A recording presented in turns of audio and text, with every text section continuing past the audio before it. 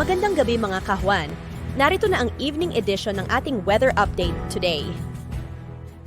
Narito ang weather update sa araw ng Sabado, February 24, 2024. Wala naman tayong binabatay anumang low pressure area o anumang bagyo sa loob at labas ng ating Philippine Area of Responsibility.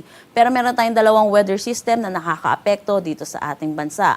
Una na dito ang northeast monsoon or ang hanging amihan. Dahil dito, asahan natin makakaranas na maulap na papawirin na may mga mahihinang pag-ulan dito sa Cagayan Valley, Aurora, pati na rin dito sa may Quezon.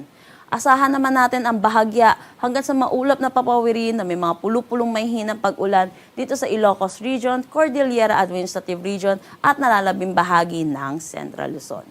Yung pangalawang weather system naman na nakakaapekto dito sa ating bansa ay ang easterlies or yung mainit na hangin na nanggagaling sa dagat Pasipiko.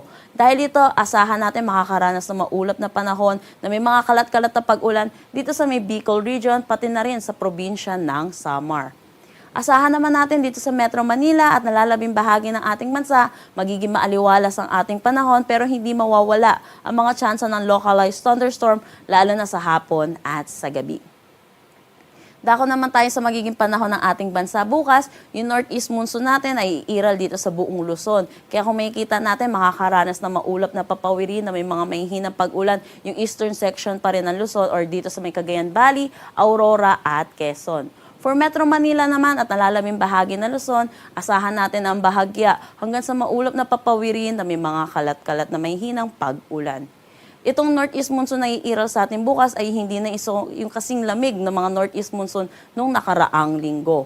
Dahil dito, asahan natin ang agwat ng temperatura sa Metro Manila ay between 22 to 32 degrees Celsius, Lawag at Tugigaraw 20 to 31 degrees Celsius, Baguio 14 to 24 degrees Celsius.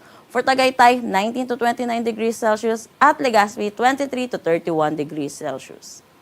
Dito naman sa Palawan, ay asahan natin northeast monsoon din ang umiiral sa kanilang lugar. Asahan natin ang agwat ng temperatura dito sa Calayan Islands at Puerto Princesa between 24 to 32 degrees Celsius.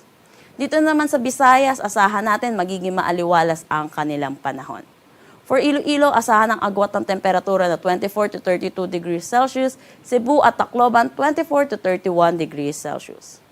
Gayon din dito sa Mindanao, asahan natin magiging maaliwalas din ang kanilang panahon na may mga tsansa pa rin ng localized thunderstorm lalo na sa hapon at sa gabi.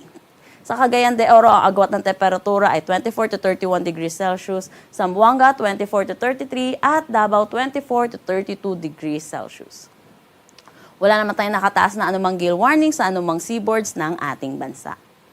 Ang sunset mamaya ay 6:03 p.m. at ang sunrise bukas ay 6:16 a.m.